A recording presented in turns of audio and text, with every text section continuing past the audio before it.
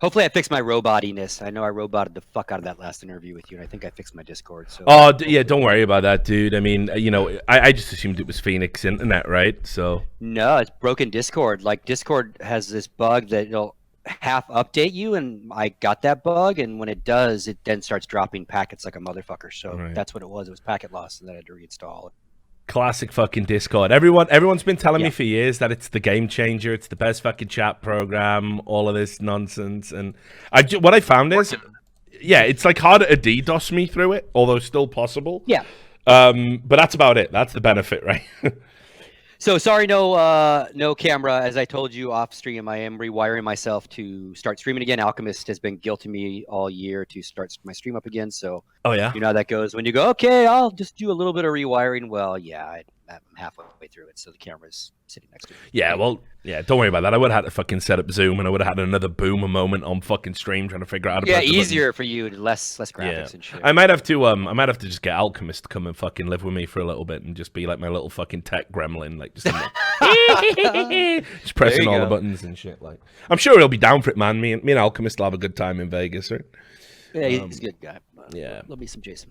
Yeah, so I think look, he's in chat actually tonight. yeah. Anyway, so what do you want to talk about? I know a lot of things have happened since actually we started talking about me coming on your show. More has even happened. So I didn't know if we were denying. I didn't know if we were phasing.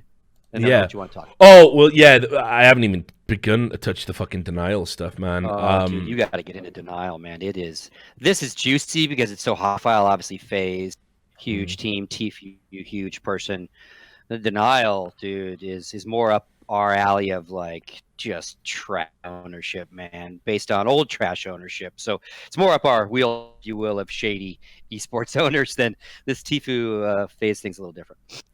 Yeah, well, look, let me. If there's time, I'll get into the denial stuff. I mean, the first thing, the most important thing, is the fucking. You had your little interaction with Keemstar, right?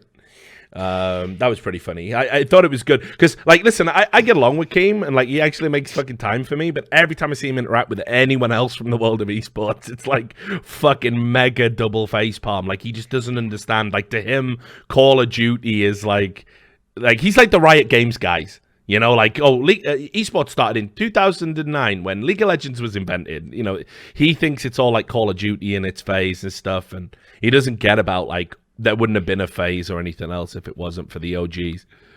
Yeah, I mean, I don't even want to really talk about him much in the sense that it's pretty like it's unrelated. Yeah. And actually, it's kind of funny because you used this phrase, this quote, the other night. I don't think you were talking about Keem. I don't know anything about him. I've never met him, never chatted with him. So last night's interaction was the very first time I've ever. I mean, I know who he is. Don't get me wrong. I know Keemstar is, but like we've had no interaction. Obviously, you guys have a little bit of back and forth. Yeah. But you mentioned, and I can't remember what your context was. But you brought up the George Bernard Shaw quote that is never wrestle with pigs. Yeah. You both get dirty, and the pigs like it. Yeah. So I have no desire to discuss him because he's really irrelevant to the conversations that we were going to have before he tweeted and I tweeted. So you know what I mean? Yeah, totally, dude. I mean, you know what people need to remember. This is how I always explain Keem to people. Like, this is a guy who at one point was the most hated person on the internet. Like, he's had shit that you just wouldn't believe, and because he's always lived in that maelstrom of shit flinging and hatred, that's generally his like base point of how he like interacts with people. He thinks, fuck it, I'll cause a drama, I'll get some hits, I'll get some hate, I'll get some clicks, and I'll just keep doing that ad infinitum. Like, I mean, even me and him had to find like a space where we could kind of talk, and that was because when people were trying to get him deplatformed, I was coming out and saying, why the fuck would you deplatform a gossip journalist? You know, like you don't look to deplatform TMZ. Like all them fucking losers. Like there was all these other YouTubers like Grade A, Under A, and stuff. Were like, and fucking Leafy. You know, they were all like, you know, like Leafy's doing videos where he's like laughing at fucking mentally challenged children and putting that on YouTube, and then he's doing videos in the next minute going, haha, Keemstar is the cancer of YouTube. I hate drama. Like, you laugh at disabled people for clicks. Like, where the fuck's your moral high ground, you stupid cunt? So, how me and Keem kind of got to a place where we became kind of like talkative was I was like one of the few credible journalists kind of defending him, you know? So, but yeah, so he's not all bad, but, you know, No, and again, like again, just like reality TV, just like the TMZs of the world, just like his content and others, there's a market for that. People like it, and that's fine. I would never have picked a fight with that guy. I thought I made actually kind of an like um, I don't know Banks either. I know a couple of the FaZe management guys from the Counter Strike side, and obviously know the FaZe Counter Strike players. And so I saw a thread where Banks was kind of going into this whole deep loyalty family thing, and I get it. Like again, I was a team owner, and there is a certain like you want more than a business relationship, and you want to have something a little more personal because it builds loyalty on both sides. And obviously, they build a very big thing in their world versus like a standard esports team like an EG would have been. So, but he was kind of like, again, one of his long rants about being betrayed and all that. My tweet was basically like, look, when you're running a multi-million-dollar business, you have to approach. You can no longer think it's just like you and your bros sitting around having fun, making money, because money changes the dynamic. Might not change it for Banks, but it certainly will change it for people that come in and out of that organization. They won't all drink the Kool-Aid for the same amount of time, right? And it was just like, and it wasn't like stop that way, stop thinking that way. It was like you would be better off if your perspective shifted a little bit, because then maybe you wouldn't get so hurt if said player, whatever you want to call it, decides to betray you. You would just have a thick skin over it. And that's all I said. And then obviously Keem jumped on me. And then I threw the Godfather thing at him. The only success are really run by loyalty and family fucking mob, and not Godfathers. And they were there, right? I got nothing against Keem. Like I came out sideways at me. He did what they did, and I know why people that drink G Fuel, but there's been 5 of them now from the world that do the "Where's your team, bro? Who are you, bro? What the fuck have you done, bro?" Just start laughing and sit back. I don't have to fucking think. You right? got the robot thing again, by the way. Sorry, you broke up like mega for the last sentence for me. I didn't. I heard. I don't know why, dude. Blah blah blah. Yeah, because the whole thing started with like obviously Banks has been incredibly emotional, right? In his tweets, and I latched onto one and basically was kind of like saying, hey, once this thing turns into a multi-million-dollar business, the idea that you're all just a bunch of bros making content, like is going to get much harder. I don't know my exact quote, and I kind of adapt to this new thing, and you'll be less hurt. Like it'd be for the best, right? And then Keemstar comes back with or the worse, meaning my advice would be worse. And then I came back and said, well, the only really successful businesses that work based on family quotes and loyalty quotes are the mob, and nobody here is a godfather. Right now, obviously, I know family businesses start up and they end up getting, bigger and they make millions. But then guess what? They end up being very corporate, and they have HR departments and they have contracts and all that kind of shit. So like at a certain time, point being like, bro, this is going to keep happening to you as you're more popular. People are not going to join for the same reasons you all started this thing. And, you wouldn't be having this public anguish as much if you kind of just get that this is going to change possibly. And obviously Keem didn't like that, and he's friends with all of them. Obviously he's sports FaZe. And then again, it got into a little bit of, pissing match. And again, they all do it, and I don't know if it's something to do with the G Fuel, but that whole crowd always I think it's just Call of Duty, honestly. I think they're just wired differently. No, literally, Rich, every single guy in the last year that I've gone down this road with who's given me the who the fuck are you is a G Fuel sponsored person. Yes, they're dutiers, but they're all. It's weird. I'm not trying to throw G Fuel under the bus, right? But whatever. It's just kind of weird that it's always the same genre of people. We used to call them the 09ers. They showed up in 09 when all blowing up. Whether you're Street Fighter side or the gaming side with YouTube. YouTube was in 2005, 2006, but really, obviously, the monetization came a little later, and streaming in 09. So like we call them 09ers. So. And again, like, I don't want to talk about him. It is what it is. He, blew me up. Whatever. I didn't fight back with him. Going to. Not really what I want to talk to you about, but that's kind of the nuts and bolts of it. But I've never I never had an interaction with the guy. So it is what it is, right? I think the esports people maybe explained to him who I am a little bit better. Like, I don't give a fuck if he knows who I am. And anyway, I think I was talking about his type of content, which I have no problem with. Like, I have nothing against the guy or what he does to make his living, right? It is what it is. It's content that people like to consume. Obviously, he wouldn't be popular if people didn't like the content. So whatever, you know. But anyway. So yeah, so let's talk about this. You know, you've seen the contract now, right? I mean, you've had time to look at it. Yeah, probably not as in depth as you. But I watched it. I shouldn't say I watched it. I read a little bit of it, and then I watched the tail end of your walkthrough of it. It's short. It's shorter than an esports contract. I'll tell you that. Yep. Absolutely. The first thing that it hit me with is this is definitely more of the entertainment talent. Yeah. And I would say almost banned, like music contract in some of the language and some of the. Very interesting you say that, because if you go. If you go and look up who Lee Trink is, you know, I think he's the CEO now of FaZe Clan. That's his background. You know, he was a president over at Capitol Records, I believe. Okay. Wait, which guy is this? Lee Trink. So when they started like bringing in other investors and money people, you had this guy Sebastian Guertz from Norway, and then you had a guy called Lee Trink came in as part of that wave, and I think he's from New York, and he used to be a former president of Capitol Records. And if you look at the contract, as you said, very entertainment focused, which is why I don't think the definition of athlete is going to stick, and obviously as well, New York law. Now on his Twitter bio, he says he was a former district attorney in Brooklyn, which is obviously a very senior legal position. But you know, I'll take that with a pinch of salt for now. Yep. Yeah, and I think the one FaZe management person I've met who I've actually had great conversations with is Eric, who I want to say I don't know, either director of esports, something esports related. He kind of handles like every time I bumped into him, it's at Counter-Strike events, so he's kind of hanging out with them. And I know he has a music background as well. I don't know exactly what he did in that industry, whether he was management or I don't know what he did, or he was on the label side. But it is interesting. It reads more of.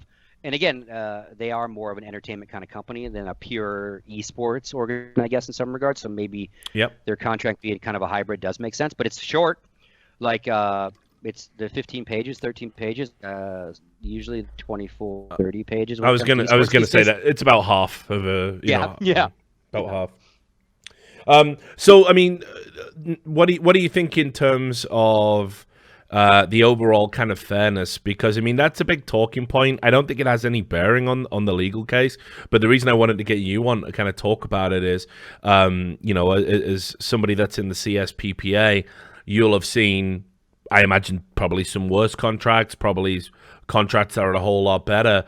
But you know, is this where the industry is at right now? I mean, is Tfue saying this contract is trash? Is this basically an indictment on a lot of people all across the industry, like in similar contracts? Because I think some of the cuts that are being took from him, I've definitely seen similar percentages. The 80% is egregious. But it probably depends on the cut. Like our prize money cut is usually way less. When it comes to stickers, it's way heavier. Like at Counter-Strike, there's two sets of stickers, right? There's the team sticker and there's a player sticker. And obviously the player sticker is very heavy on the player side, way more than those percentages in the sense of that content creation tool. We don't have a creator code like Fortnite.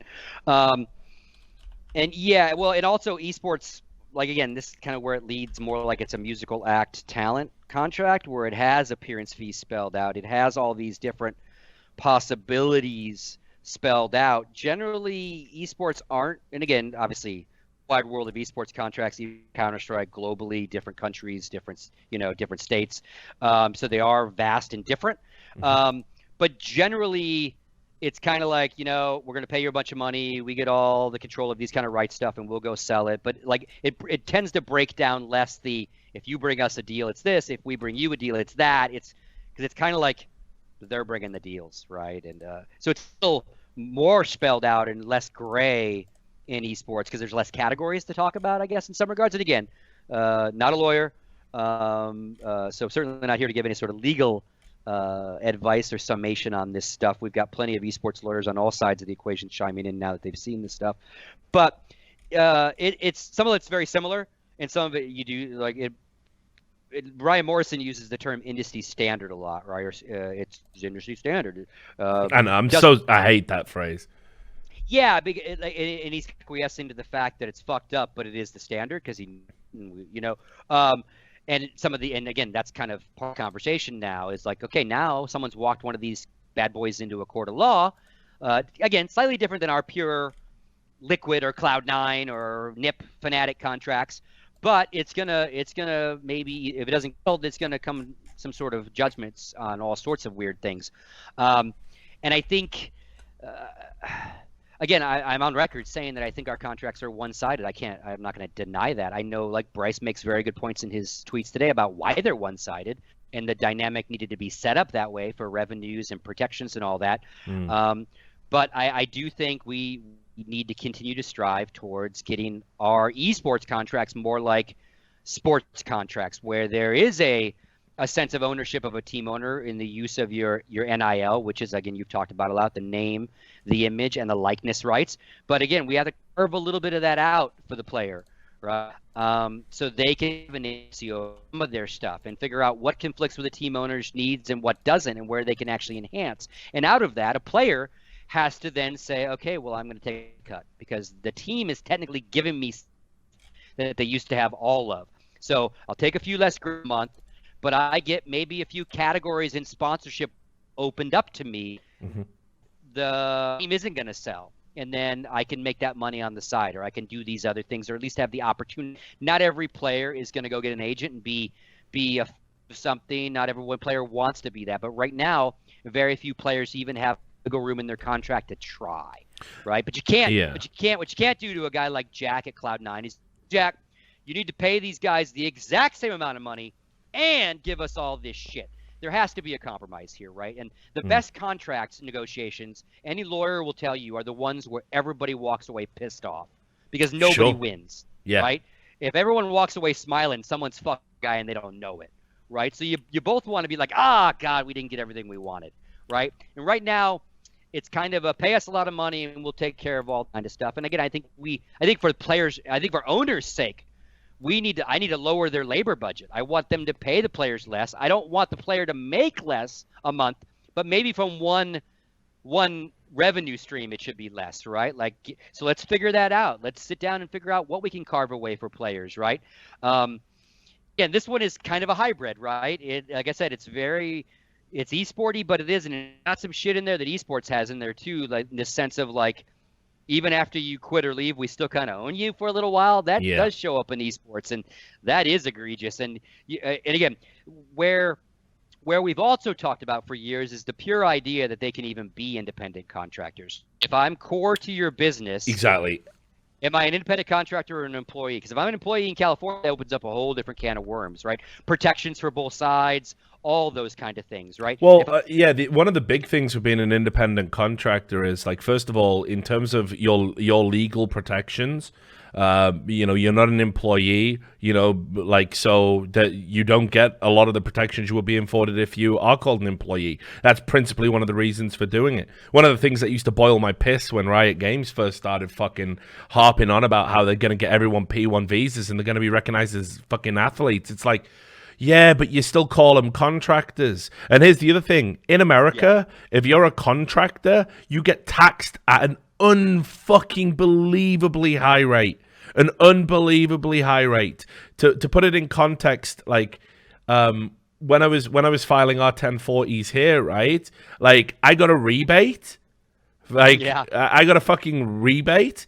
And Maria had to pay, like, I don't even know, like she didn't even make that much. But like, because she just streams. But because the counts as being a contractor, the tax rate was unreal. And I was like, that can't be right. Like, Yeah, because they get you on self-employment. And obviously, if you are an employee and you get your paycheck, if you looked at your stub, you would see that they have taken taxes out for you. Yeah. So in some regards, you are paying a good chunk of your taxes and not really knowing it. So generally, you end up with a refund because if anything, you've overpaid often, right? But they nickel and dime you, and they go to the highest tax rate when you're self-employed and all those kind of things, right? Because no paying in for you, so you're gonna pay all this shit.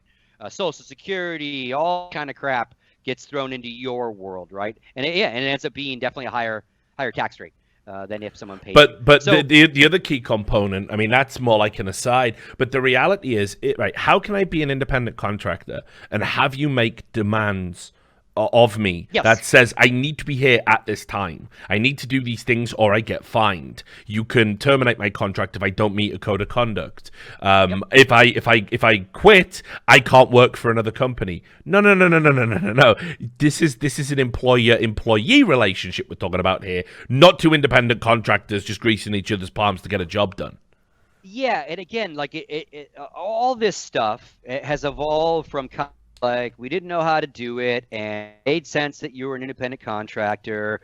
But again, like the money has evolved, the process has evolved, the time a player is invested in said team and playing full time has evolved. And again, California went down this years ago with Silicon Valley and nailed them all. Said you can't be a company that builds tech and everyone who builds your tech is a contractor. You just can't fucking do that.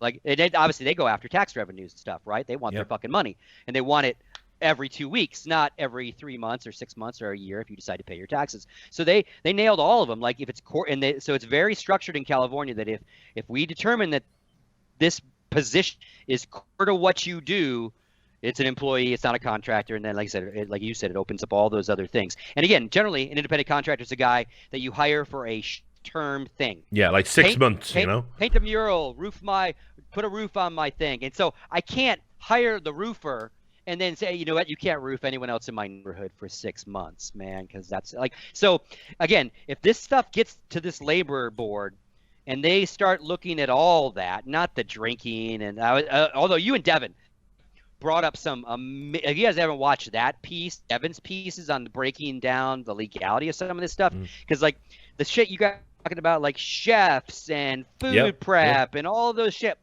depending on what, those things can get hit. But California will first and foremost look at Tfue and go, is he an employee?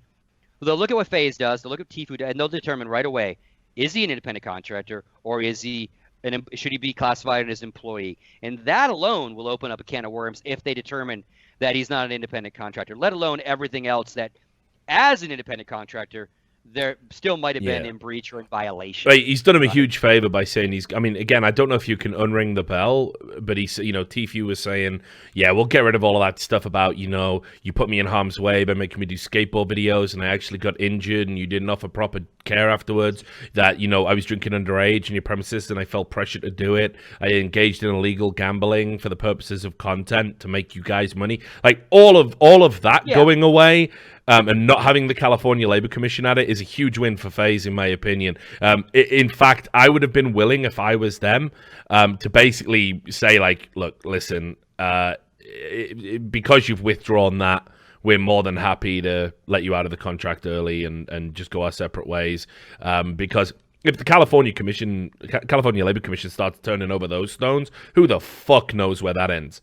Yeah, and again, like as you know, and because you did a lot of research on this and even talked about, like a complaint is where party A takes their gun and they just load it with every goddamn bullet under the sun, right? And then they're going to figure out what's going to stick, right? Now, and they have the ability to amend that and change that and probably pull back on some of that stuff. But again, once you unleash the hounds, where does the hound say, oh, thanks for informing us, we got it from here, we don't care what you say, right? And again, we've been saying for years on both sides, God, I kind of wish a team would sue a player, and I kind of wish a player would sue a team. And again, different, he is a player, but again, entertainment versus pure esports. Again, it's happening, so it'll be very interesting to see how much we keep hearing public information about the actual case going forward. That'll be very interesting. Yeah, well, I think very little. I think how the story ends, despite maybe some of our fire and brimstone protestations on day one, like I still think this has a huge impact on the industry. And I think you're going to be probably talking to some of these team owners about some of this stuff for quite a while to come as we work through looking at the athletics agency Agency Act, which I just learned about today. So apparently that's a thing. You know, I think it's going to have huge ramifications for the industry. But I think, you know, Devin was like, he thought that maybe FaZe would get shut down on the basis of the California Labor Commission complaint going through. I think with the things that Tfue is removing today, I think it's not severe. I think this is more about, you know, they lose a star. They will potentially lose others if the contracts are identical. And that will and their brand overall is harmed because of how they've handled themselves both prior to and post it being made public. I think FaZe loses, but I don't think it's as catastrophic as it was when we first saw the complaint, honestly. Yeah, and again, I don't know enough about the legal proceedings in California on how they judge on these kind of things. Again, I did watch your video where you found some fines and stuff they gave them. Again, like.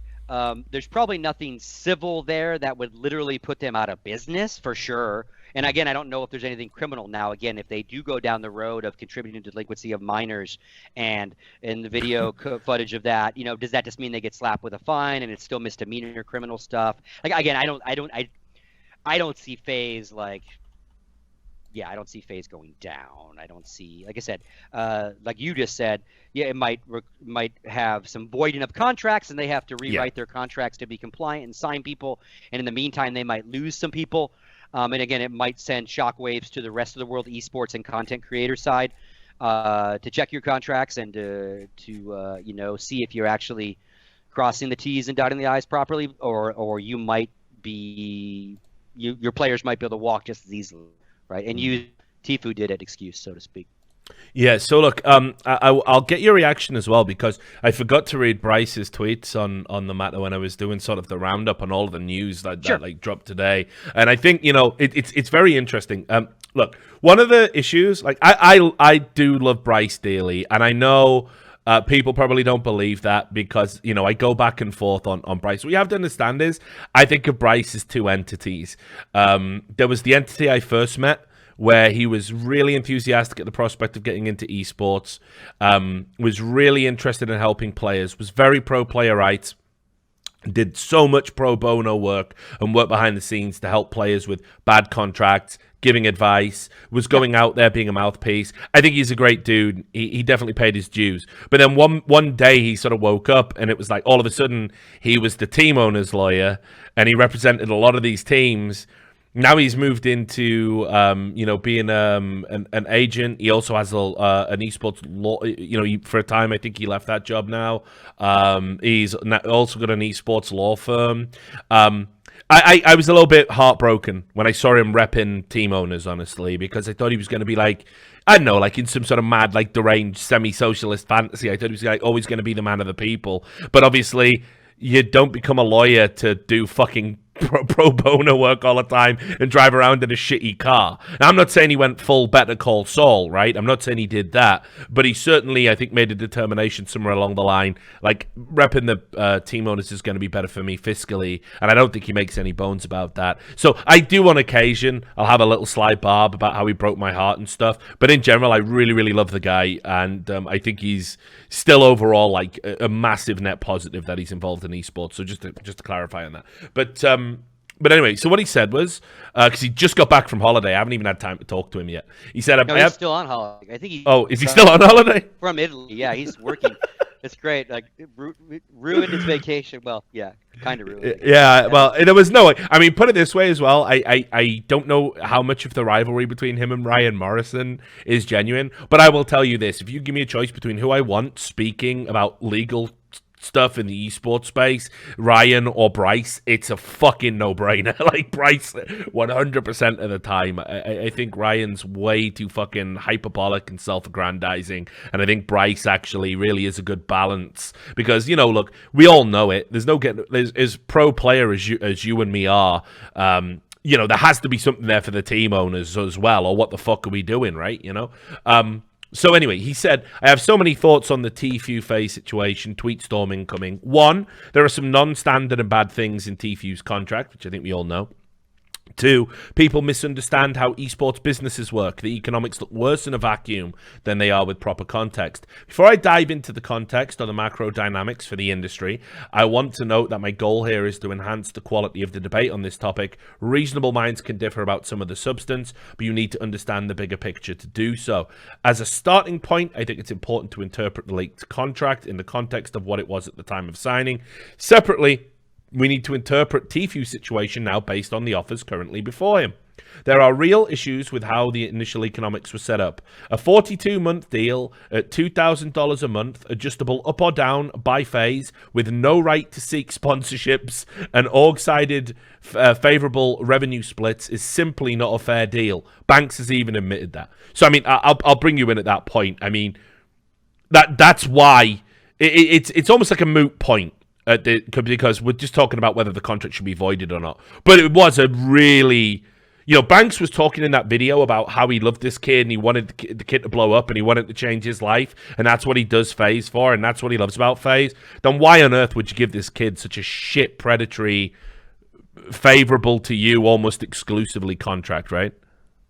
Yeah, but again, it's probably with their contract, right? So it's not like he's like, oh, I'm going to get one on food. That's probably their contract. Maybe the monthly, you know, wage is based on who he's talking to, but it sounds like them and theirs decided this was our template. This is what we will sign people to, and within it there are some negotiating points. I have never seen any on the esports side. The only time I've ever seen a reduction in salary for something is the bench player clause, where they bench you, and that with a reduction in salary. Nothing ever to do. Behavior, unless they bench you for performance and make you the sixth man, right? Yeah. Have you ever seen a clause in a contract where they can fine you beyond what you make in a month, so you end up paying them out of pocket? Because I've never seen that. No, they usually have some sort of... I've seen some stupid ones of how much money they can hit you with, depending on the infraction. And the minute it's at owner decision, if it's an infraction, and there's no way to appeal and go to a third party to determine if your owner is fucking you or if you really broke it. Again, it's like it ends up a big he said, she said, and they just don't pay you, fine you. I've never seen one that can put you in negative. There really is a to the, you know, an asterisk kind of, you know, up into the amount of that month maximum salary, right? So it can't go negative to where you're writing a check or your next month is docked. Yes. You know, you don't, you can't, you're already in arrears, so to speak. Like I've never seen that clause. Hang on just a second. You asked me a question. I was like, yeah, no worries. All right, I'm back. Sorry. No, it's all good. I'll just keep reading on and just jump in if anything leaks out. He then goes, the context here is particularly important. Fortnite was blowing up and had the potential to create superstars. These economics, coupled with that length, is the core problem. In another context, some of this stuff might be entirely reasonable. You can't view it in a vacuum. So again, just to expand on what he means by that is because Fortnite was blowing up and, you know, there was like, you know, this contract looks bad given where Tfue is now. The point is, if this was a contract for a game that hasn't done as well, like H1Z1, you would be like, this is an amazing deal because no one fucking plays that game and it has no market value currently, right? So that's what he means when he says you can't view it in a vacuum. I don't know how sympathetic that makes me. I think it almost makes it more predatory that you knew the game was blowing up and this is the contract you led with, knowing that it could have gone a better place, but...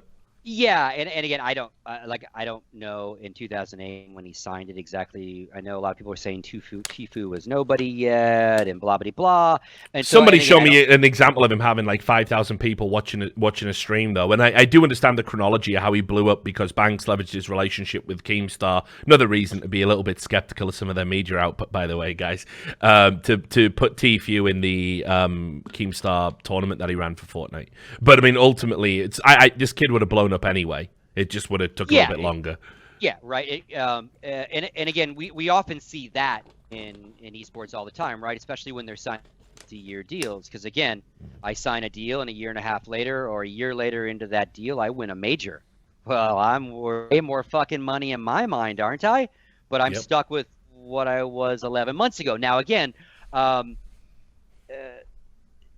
this is the nature of signing these contracts, right? And again, I know everyone will say, well, he signed it or she signed it, so therefore it's legal. Oftentimes, you know, again, you've talked about stuff that can be unconscionable or stuff that can't be enforced. Just because two parties agreed and signed the document doesn't mean that something within it can actually not be proper and still be thrown out later, right? So when it comes to that, though, it is one of those, well, the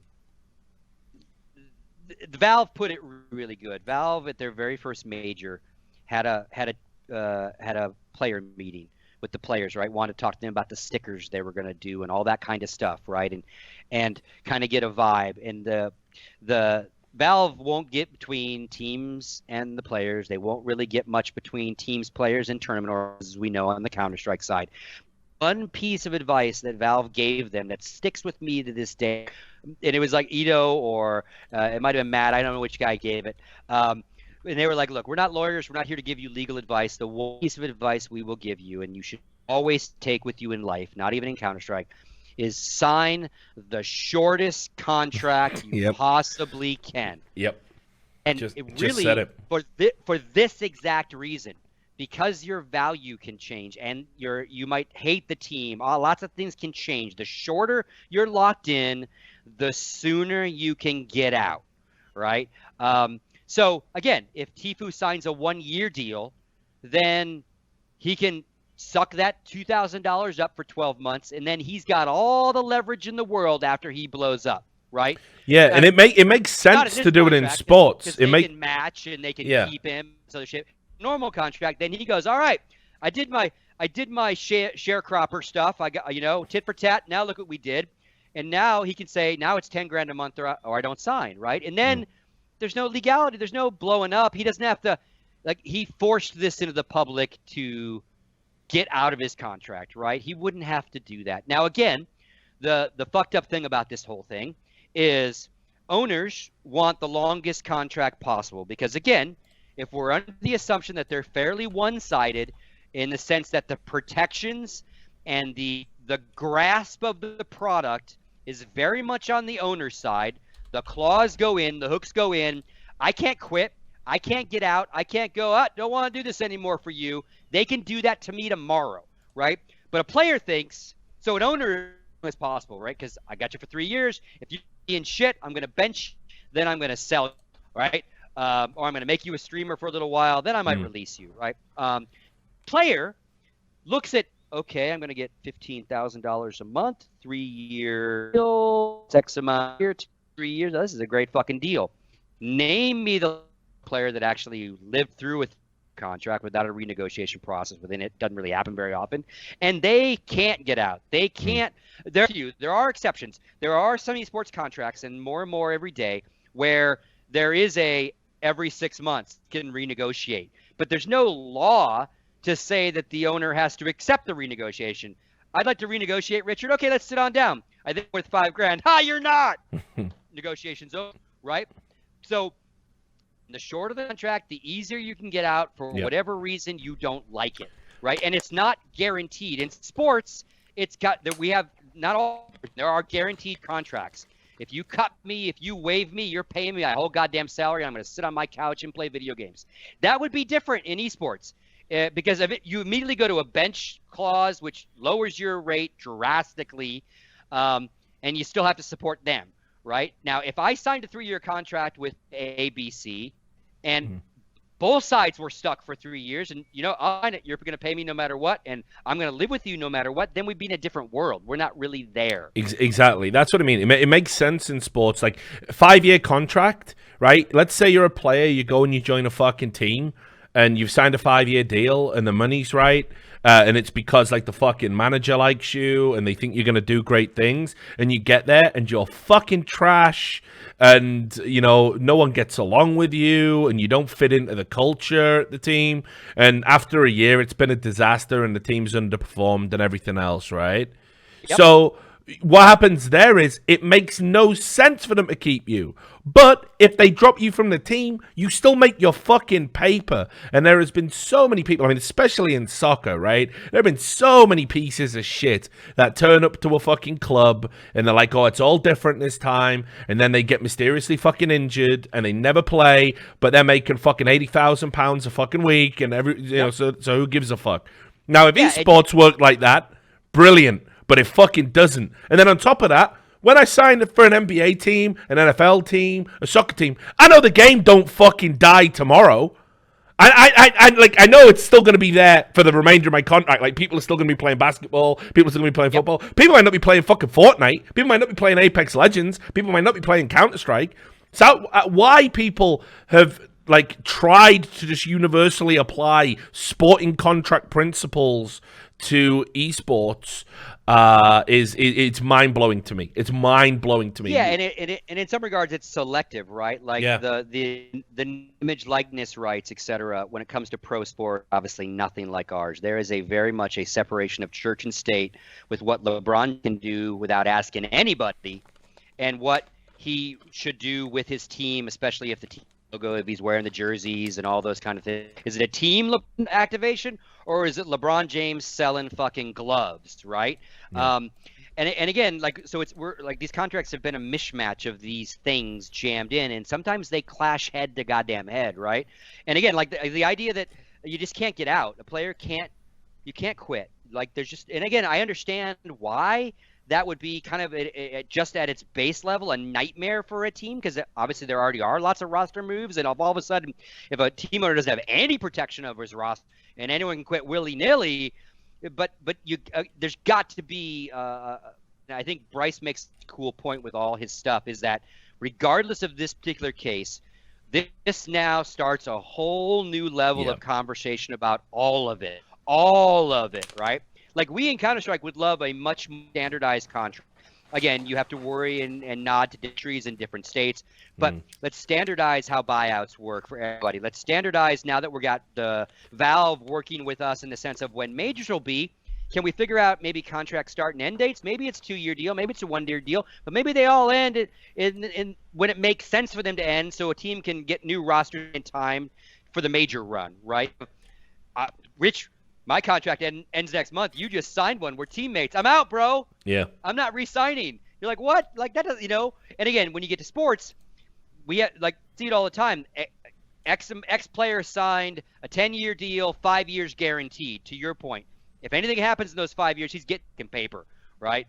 And then there's some involved, right? And again, we can't go 0 to 60 either. Again, I just think that Bryce, I think it's time to take the next step in these contracts, right? And maybe California Labor Board helps us. Maybe this talent agency stuff helps us, because again, our are both. They are trying to run what would be considered pro sports teams with how they do sports science and nutritionalists and all this kind of shit. Now, FaZe is a little different, right? They're really walking both sides, but a traditional esports team really does try to like a athletic type team in a lot of regards, but again, they hire streamers, and what the players have to do is often more than a professional athlete would have to do for their team. So then it gets into more agency thing, and again, let's fucking throw it all against the wall and rewrite it, right? Yeah. Why? Again, can't screw Jack. Jack needs security. Jack at Cloud9, right? He needs security. He needs to know when he walks into a boardroom, he's got X amount of players under X amount of division, and he has X amount of control over it. But we got to give some aid to these players in some regards too, right? And again, some of these things in this contract, again, that Bryce points out, are definitely just like, what? But again, not alone in this contract.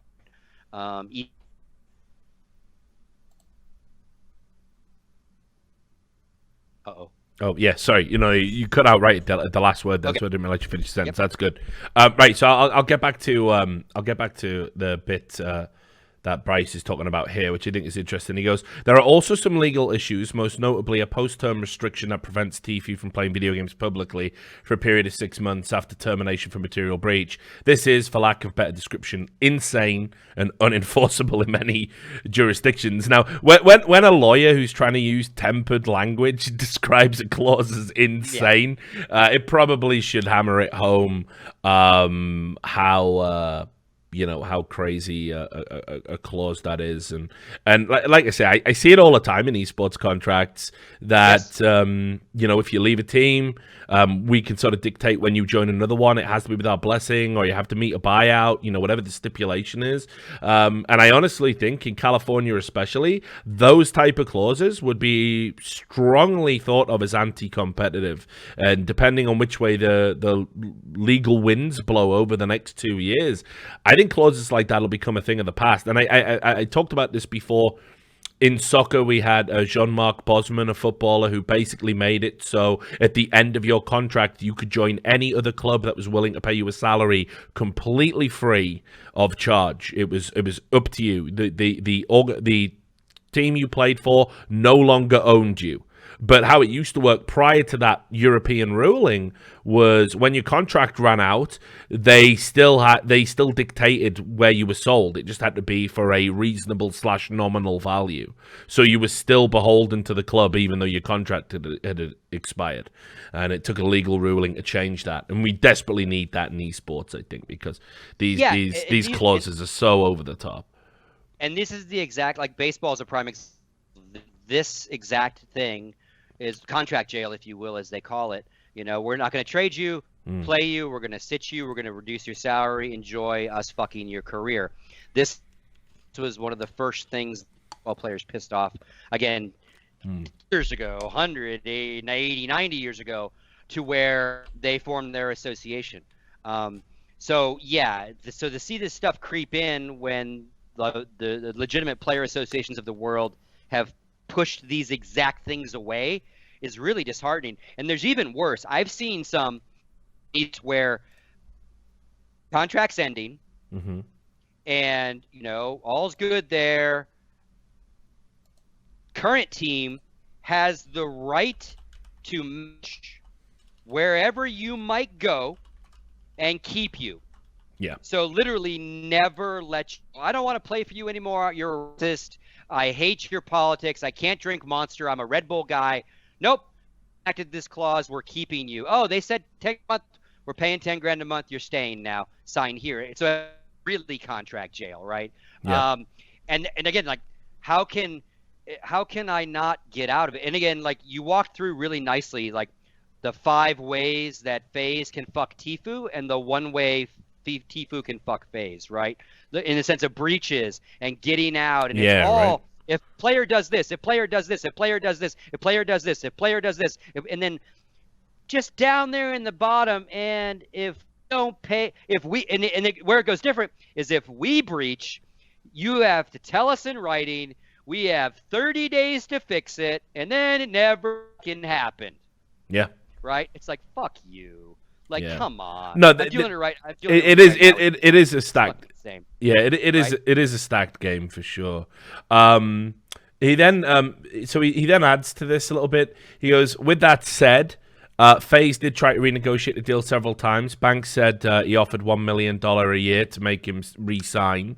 But Tfue isn't who he was when he signed that deal, and FaZe acknowledges that. Viewed in this light, much of the public debate feels like an overreaction to me. The masses are painting a picture like Tfue is being taken advantage of, but that interpretation is grounded in a comparison of his original deal terms to the star he is today. When an org signs someone small, the deal will always be along these lines economically because they can't justify paying more.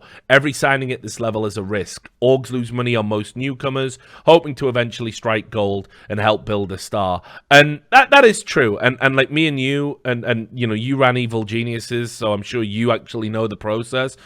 When you take gambles and take risks on talent, there's an element where it's like, yeah, we do it to be successful, but also as well, there is an element where it's like, if I pluck a player from obscurity, again, like think about Cloud9 with Stewie 2K, for example, $20,000 to splice. They get a player who's one of the most well-rounded in America, a player who, you know, wins a major with them, becomes iconic, and I'm pretty sure, you know, when he went to MIBR, you know, I'm pretty sure for all Jack said that he was abandoning them or whatever. I'm pretty sure they got paid a pretty penny for it and made way more than the $20,000 they laid out for him, and you know, might even have recouped a large chunk of the salary along the way and got the benefit of winning a major and all the prestige and all the sponsorships that comes with that. So there is an element where I think owners do look to basically develop talent almost as an asset flip, if you know what I mean. Yeah, I mean, again, a prime example is Ryu. Ryu, like, admitted to doing was it. selfless. That kept him alive. Like, he was the farm system, right? Train a young player, get him good, get him better, talker, all those things, and then no bones about it, not even malicious. Like, sell the kid, get him to a better team, and send him on his way, because he was never going to have the same resources, but he was really good at finding the kids, right? And so. Yeah, again, I think there's that fine line of undervaluing the player when you're signing them and going, oh shit, you know, Counter-Strike players are, this kid only want, like, what? Oh shit, we got a deal. And there's, okay, market for the guy is probably this, so we'll start him at this. But generally, labor, when it comes to a team, and I haven't looked at a team's books in a while, but for us it was labor and travel, right? Those were our two big expenses, labor and travel, right? And generally, travel has almost gone away when it comes to the tier ones, because they get invited, you know, the ESLs, the ECAs, the E-Leagues of the world, they buy the plane tickets, they do the hotel rooms, they do the food. So travel cost goes away out of your budget, but labor's bigger, right? So again, the lower you can start that labor price and keep that cost low, the for you. So was Tfue worth way more than $2,000 when he was signing that? I have no fucking idea. When they offered to renegotiate and it was $1 million, was that too high? Was that too low? I don't know that either, right? So they can throw out, they offered him $1 million, but if the kid was making, you know, $200,000 a month on Twitch alone and activating all over the goddamn place, or potential, then that wasn't enough. I don't know, right? And again, I don't know if they're praying. I don't know, like, Brian obviously taking the, like, that's a great deal, that makes sense, but I don't know, we don't know the rest of the contract. It might have been, sure, $1 million, but guess what? These things that were 80-20, 50-50, 20-80 are now 90-10, 90-10, 90. Like, we don't know we don't know why he said no, right? We don't know why he never signed the new deal. Maybe Tfue will then come out and say, oh, yeah, now I'm being shit on because I was offered a better deal. Let me show you the better deal. I don't know, right? We just don't know, you know, in that sense. And then, so I'll just wrap it up, because he makes some good points as well about general team economics. People are linking me to a FaZe statement, so what I'll do is me and you will wrap up. I'll take a break, and then I'll listen to that on stream and then call it a night, because I did want to go to the gym this evening and not undo all of the hideously good work I've been doing, getting down to like 236. Yeah, I know, back in the sweet spot, man. Yeah, 26 more pounds to go. But anyway, so it says here, on a more macro note, there is a shocking amount of misinformation surrounding the business of esports circulating right now. Teams aren't cash cows. Most aren't profitable. Teams are certainly growing in enterprise value, but that's not the same as cash flow. Teams don't generate concessions, gate revenues, and they can't strike local media deals. This means sponsorships account for the majority of their income. And in the current market, player compensation already exceeds team revenue. This is with players giving sponsorship rights. As such, teams have become inventory aggregators. They bundle player IP rights in order to reach scale that is attractive to sponsors, and they pay for these rights. In fact, that's the majority of what they're paying for. So whenever someone says a deal where a player grants full IP rights is inherently unfair, I can't help but roll my eyes. This is a business transaction. A player is ceding certain rights in exchange for certain benefits, financial and otherwise. It's not inherently fair either. It all depends on the surrounding circumstances. In short, context matters, and this is what I talk about all the time. I think it's essential players sign away their image rights if you want to have a good relationship with your team and you want to get the benefits, because they can't put you on a fucking can of Dr. Pepper or a fucking or a shirt or even in a video if you don't sign away your image rights. What I fucking loathe is that so many contractors default say you're signing them away in perpetuity, and you can end up with absurd situations there. It's like I said, the example I always use is, imagine a world where Doublelift decided that he would prefer to play Dota, right? But in the past, and he wanted to be a Dota pro, and he went away to be a Dota pro. But in the past, when interviewed about it, he'd always said, Dota's a terrible game, I don't like Dota, League of Legends is way better. What Riot Games could do, because when you sign an LCS contract, you sign away your image rights in perpetuity, and they even have a clause in their contract that says they can modify your voice. This is absolutely true.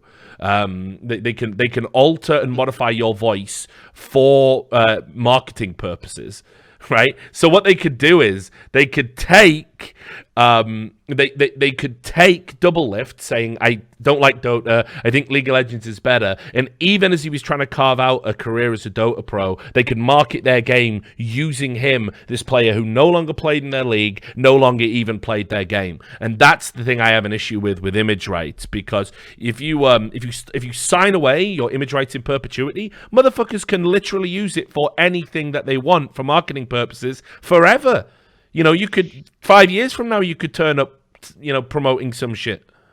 Yeah, and again, Bryce makes a very valid point. Like these rights are what guarantees the team, the agency. Again, getting back to the talent agency model, or even the sponsorship model for a pro team, the ability to comfortably know that they can activate with Steel Series and 50 gamers, right? Because they have the legal right to do that the players will use the product, etc. They can talk about activations at trade shows and all those things. So, that's valid, right? I think the in perpetuity thing is in a way supposed to cover the historical use of you, right? So, like, the Dallas Cowboys can still show Roger Staubach in his Dallas Cowboys uniform, right? Yeah.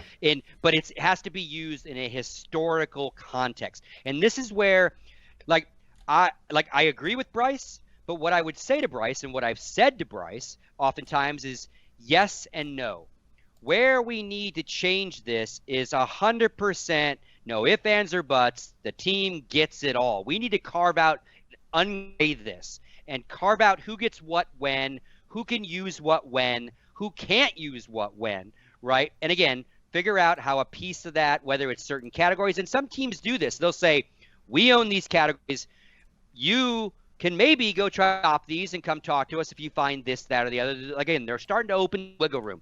So I'm not trying to shit on Bryce or team. Like, some teams are actually realizing, like, wait, we're never going to go after this category or that category. So let's open that as one of the open ones, because if a player does walk it to us, there's a percentage thing there. And if I'm a pro player for Counter-Strike and I land Rolex, well, I'm going to be at events. Rolex is going to be happy. I'm going to be wearing my team's jersey. My team's going to be happy. Like, they kind of still win, right? And often that they'll get a piece of the finances, right? Not the lion's share. Lion's share goes to said player. So, again, just these conversations need to be not a team needs to own them all. We need to figure out what a team absolutely has to own to operate in this new crazy world, and what they can let go of. And again, the perpetuity needs to be defined in a historical context. So again, and each talk about Jordan playing for them before, or whoever, right? Because that's how they kind of sports. But I can't, you can't go grab Michael Jordan's. The Chicago Bulls can't grab all of Michael Jordan's footage and make a brand new fucking Gator commercial without Michael Jordan saying yes to it, right? Yeah. So we just gotta, again, let's ungrade this shit. Right now it's 100%. Let's fucking figure it out, right? And again, to Bryce's point, players are signing this away right now for the paycheck. So yes, they are, and they should. Let's pay them less, and let's give them a little bit back of themselves, right? Let's give them a little back. And again, let's lower your labor budget, because again, I'm always worried about Counter-Strike. Our players get paid very well. Are they going to all of a sudden, not get paid well? I doubt it, but we need to do all we can to figure out how to keep these owners interested in our game. And if labor costs gets too expensive and it doesn't meet the exposure, ROIs, all the fancy fucking terms, they'll just know we're going to Rocket, we're going to Rainbow Six, they'll just close the division. They will and they do this continue. all the time. Yeah. And they do it. Yeah. So again, it's not like I used to piss a lot more fire and brimstone. You guys are fucking up. It's like, I get it. I do get it. I'm an ex-team owner. Our contracts were the same. Not as long because like the world's a much bigger world now. But let's figure out how we can, what are you fucking using over there? Because again, if you own all their rights and you don't have 50 agents standing by to act as agents for the player, you're actually leaving a whole bunch of money on the table, right? And they're not built they're built to be agents for the collective. Teams are in some regards, right? And a franchise player here and there gets the golden nuggets. But again, if Liquid and Cloud9 and Nip and everybody had a bank of agents, and a Counter-Strike player, every player gets an agent, and they're off to the races to basically build both brands, and it means money on both sides, then we're in a different world. But they're not built that way as businesses, right? Yeah. Well, look, brother, I'm going to get into this FaZe video in a bit, so I'll say, is there any other final thoughts, just in general, any plans from the CSPPA to kind of like monitor this situation, get involved, make some statements, help some people out, anything like that? Yeah, well, I mean, again, obviously we're Counter-Strikers, so like our lawyers are looking through that complaint. They're very intrigued by the complaint, even though it's not a Counter-Strike player, so they're checking it out. We're keeping an eye on it. It is slightly different, the contract nature, but again, some of those clauses are not different at all. We definitely would love to figure a more standardized, universal set of clauses that go into all. The guys that I know you said I might get voted out. So my official title is advisor to the board and advisor to the actual association. Right. I have a job there. They could just say advice. And I have no. They don't need to vote me in or out. Like this, say we don't want you anymore. Okay. And the guys that run the day to day, the lawyers in Denmark, etc. Now expanding set of lawyers around the world, they also are put in and out by the board, so they can lose their position at any given moment too. Again, very very set up intentionally to be very democratic player related. No one can fuck them. No one can steal this from them. No one can do that. So we would collectively. Certainly a more standardized set of contracts so everybody knows what a buyout kind of is in Canada. Not necessarily the money of a buyout, but like the idea of how buyouts work, right? Some are at owner discretion, no number. I'll decide what you're worth if I decide to sell you. Some have a number in there. And obviously you talk about sports, football, your football, especially Spain, right, had a thing where they for a while it was like owner discretion, right? And they went no fucking way. You will put in the buyout number and we'll stick to it, right? And it has to be specifically done. Doesn't matter how exorbitant or wild it is, we have to know, right? Going in. Yeah, absolutely. PSG bought, what's his name? Forgive my ignorance. Neymar, right? Yeah, and his buyout was so stupid. The team put it in there thinking no one will ever fucking buy this, so we're safe, right? So we'll just put this number in because by law we have to. And sure enough, PSG went, all right, we're writing a check, and they lost him. Yeah. Right? It was in Barca, right? They lost it. Correct, yes. And so let's figure that kind of stuff out. Because again, if you're a new owner and you want to get into Counter-Strike, then we have a more standardized template for you. And again, let's figure out collective rights and how TOs can use it, how Valve can use it, how the PA can use it, And again, I like the idea of trying to get all on some sort of yearly calendar.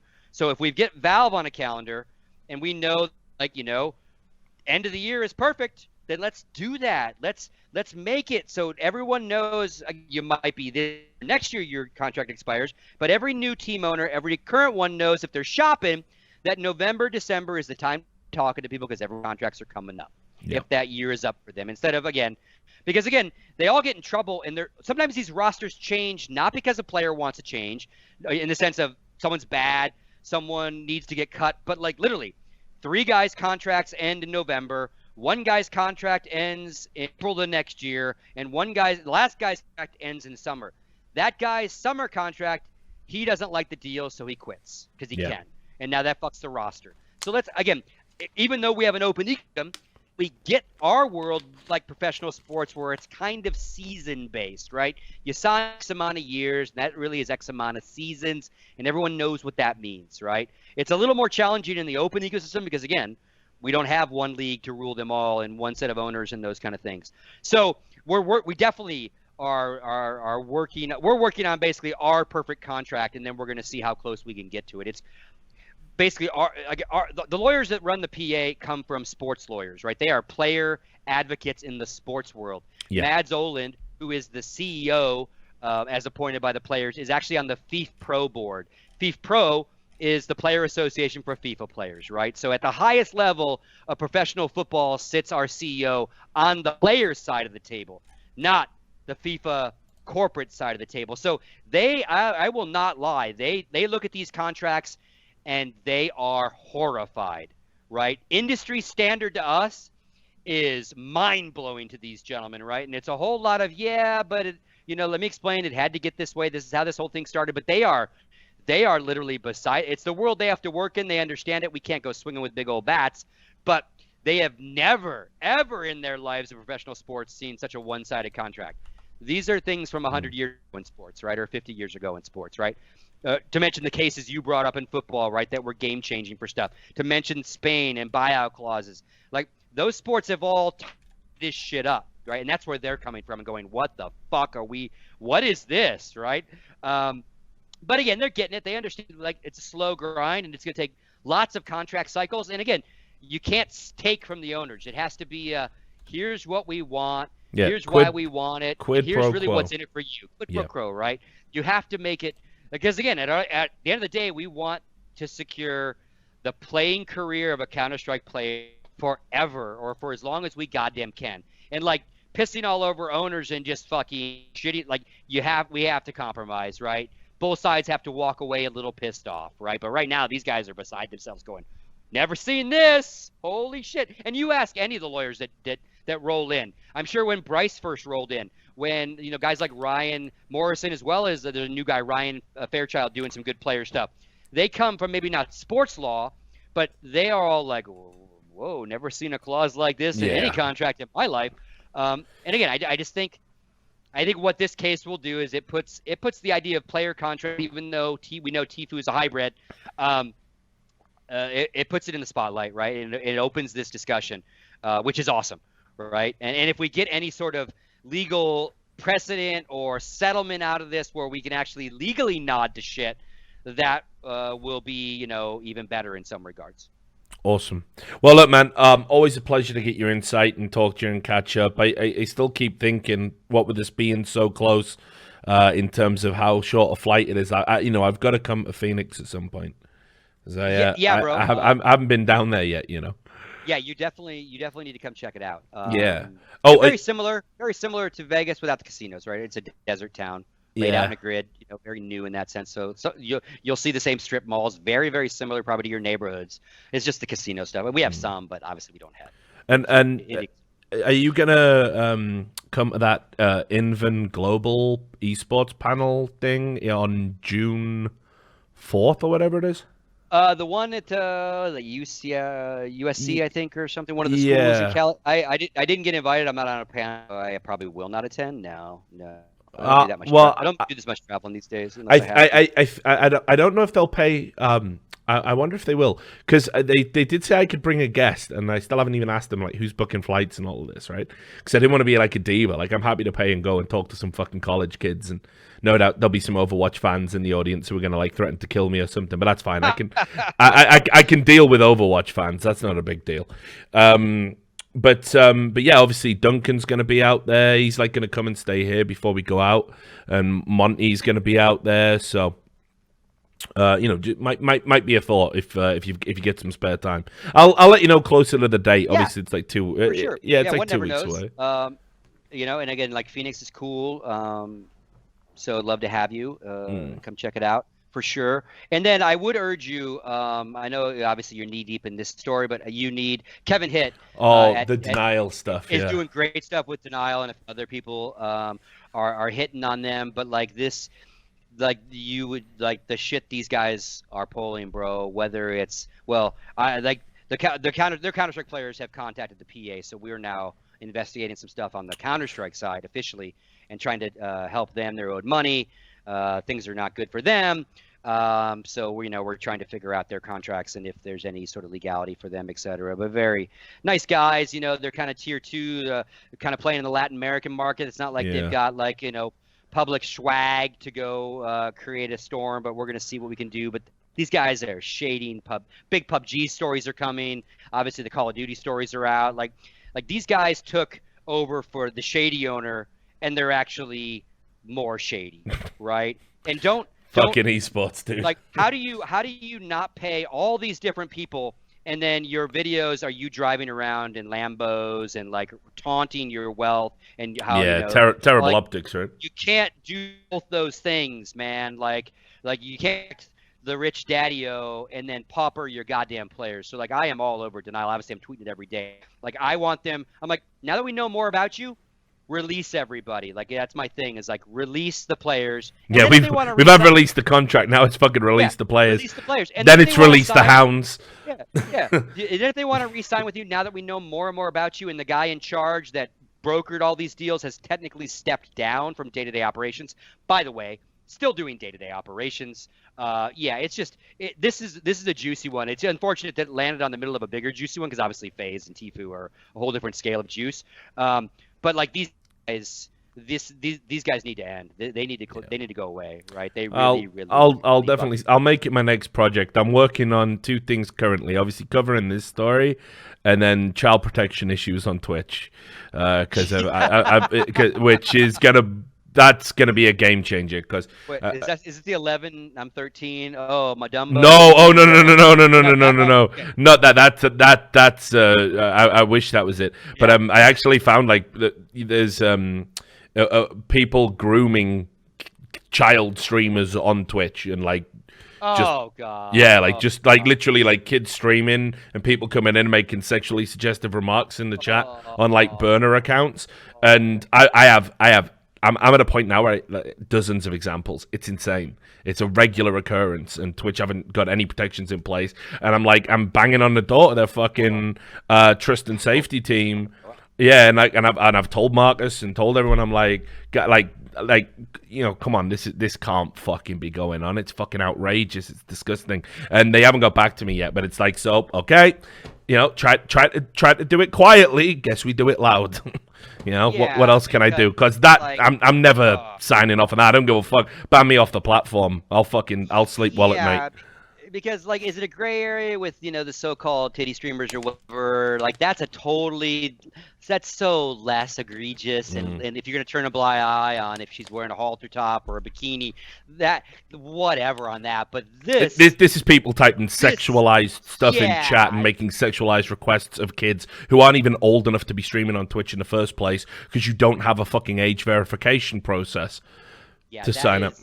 Like that opens a whole different legal can of disgusting, obviously, but really the legal jeopardy and liability maybe for Twitch could be. Well, I think we had similar stuff with YouTube, like a few months ago, where it was like the same stuff. They were finding very, what was described as soft pedophilic porn by the guy who uncovered it, and it was like kids dancing in bikinis and stuff, and then you go in the chat.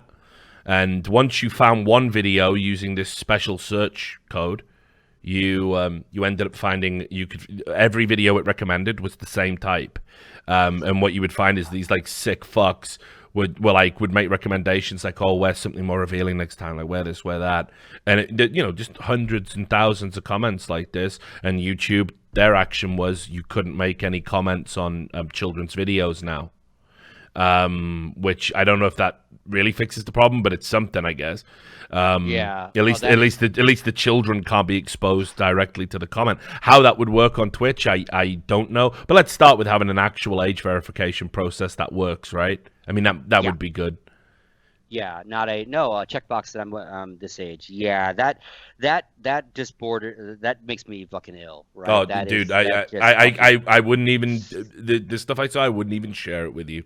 Oh, I wouldn't even.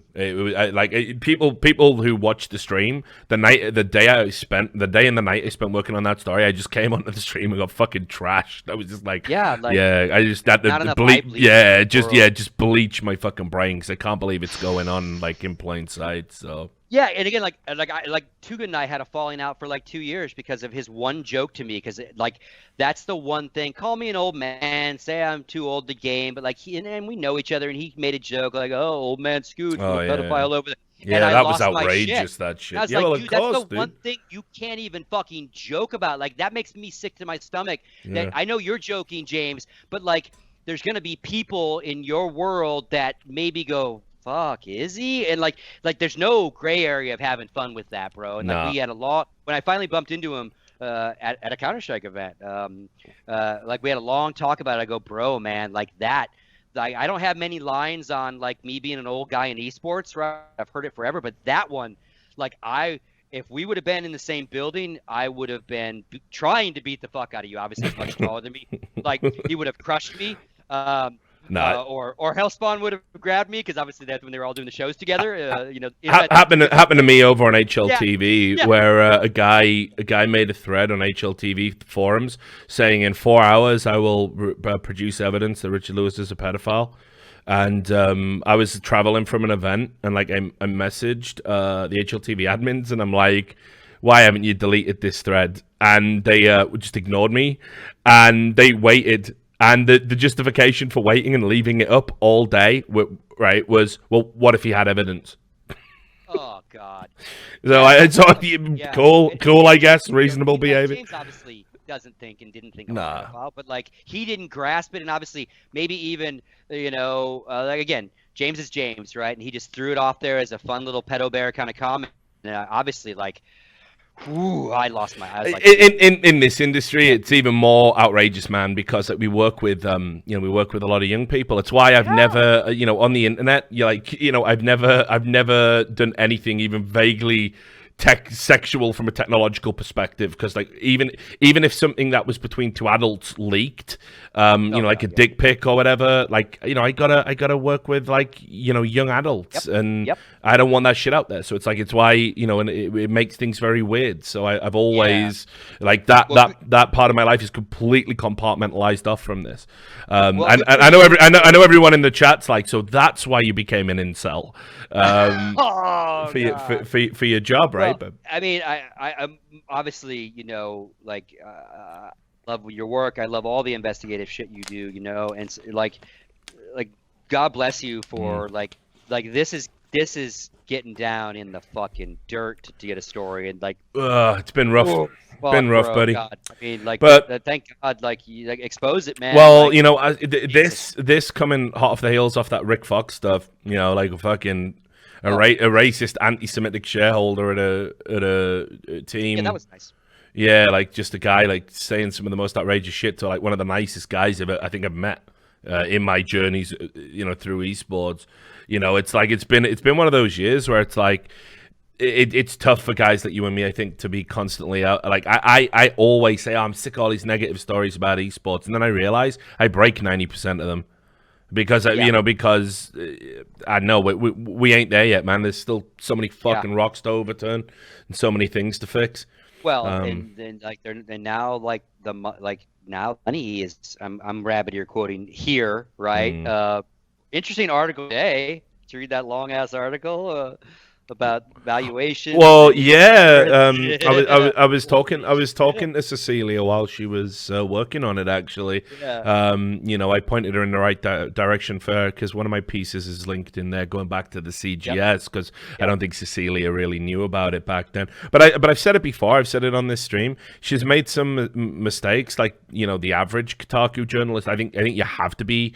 Yeah, you have to have made some journalistic faux pas to even get a foot in the door at that publication. But the reality is she's the best fucking thing they've got, and she does good work 90% of the time, 99% of the time.